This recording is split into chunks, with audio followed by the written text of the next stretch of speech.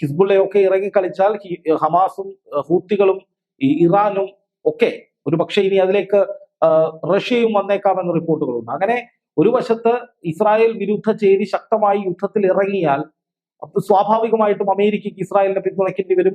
NATO രാജ്യങ്ങൾക്ക് പലതിനും ഇസ്രായേലിനൊപ്പം ഇറങ്ങേണ്ടി വരും.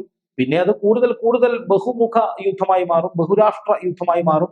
പിന്നെ പിടിച്ചാൽ കിട്ടാത്തൊരവസ്ഥയിലേക്ക് പോകും. അപ്പൊ അങ്ങനെ ഒരു അവസ്ഥയിലേക്ക് കാര്യങ്ങൾ പോകാതിരിക്കാൻ വേണ്ടി കൃത്യമായി തന്നെ ഒരു ഇടപെടൽ ഞങ്ങൾ സാധ്യമാക്കുകയാണ് എന്നാണ് അമേരിക്കൻ സ്റ്റേറ്റ് സെക്രട്ടറി പറയുന്നത്.